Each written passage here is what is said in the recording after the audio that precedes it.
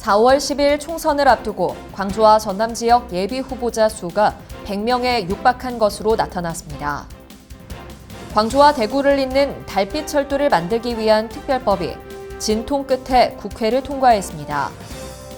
지난해 광주에서 대출금을 갚지 못해 경매에 넘어간 아파트가 크게 늘어난 것으로 나타났습니다. 광주와 전남 지역 가계부채 규모가 여전히 코로나19 이전 수준을 상회하고 있는 것으로 분석됐습니다. 광주에서 감기 증상 등을 보이는 다양한 호흡기 감염병이 잇따라 유행하고 있습니다.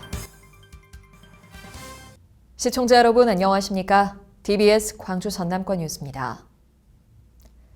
4월 10일 총선을 앞두고 광주와 전남 지역 예비 후보자 수가 100명에 육박한 것으로 나타났습니다.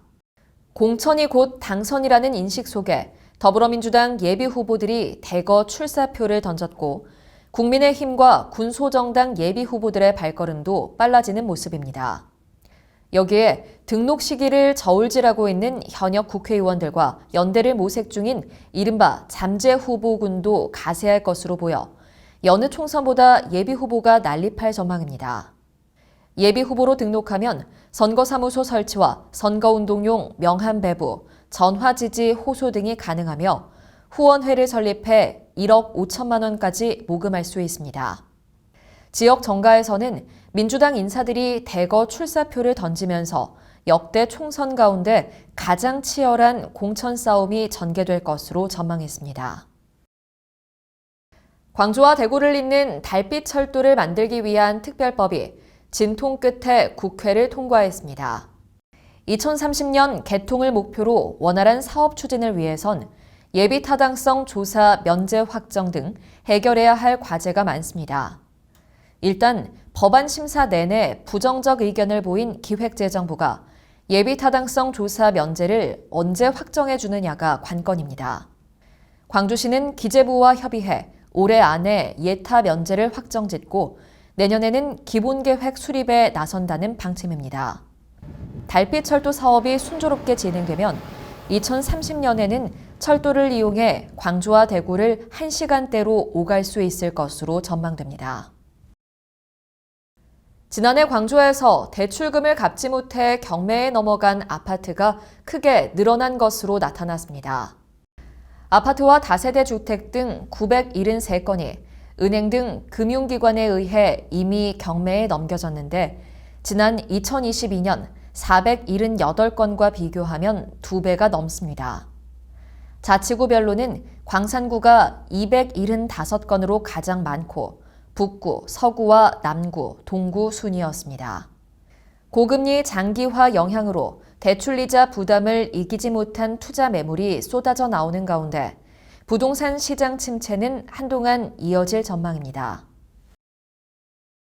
광주와 전남 지역 가계부채 규모가 여전히 코로나19 이전 수준을 상회하고 있는 것으로 분석됐습니다.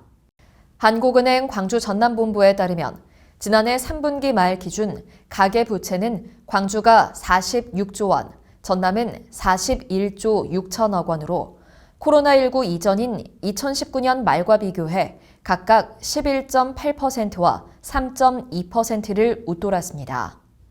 연령별 가계부채 연체율은 광주의 경우 청년층이, 전남은 중장년층과 고령층이 높은 것으로 나타났습니다. 광주에서 감기 증상 등을 보이는 다양한 호흡기 감염병이 잇따라 유행하고 있습니다. 광주시 보건환경연구원에 따르면 올해 1월 3주차까지 호흡기 세포융합 바이러스와 인플루엔자 바이러스가 증가세를 나타냈다고 밝혔습니다. 호흡기 세포융합 바이러스는 성인의 경우 가벼운 감기 증상이 나타나지만 역류하는 모세 기관지염과 폐렴 등 중증 감염까지 진행될 수 있어 각별한 주의가 요구됩니다. 광주시 보건환경연구원은 올바른 손 씻기와 기침 예절 준수, 마스크 착용 등 개인 위생 관리를 당부했습니다. 광주광역시 의회는 올해 첫 임시회를 열고 내달 6일까지 8일간의 회기에 들어갔습니다. 이번 임시회에서는 광주시와 교육청에 올해 주요 업무계획 보고 청취와 조례안 21건, 동의안 3건 등 모두 29건의 안건을 처리할 예정입니다. 광주광역시와 IBK 기업은행이 지역기업 살리기에 동행합니다. 광주시는 시청 비즈니스룸에서 IBK 기업은행과 중소기업 동행 지원자금 협약을 체결하고 경영난을 겪고 있는 지역 중소기업에 1,000억 원 규모의 정책 자금을 지원합니다. 자금 신청은 광주시 중소기업 육성 경영 안정자금 지원 신청과 동일하며 광주시청 누리집에서 확인 가능합니다.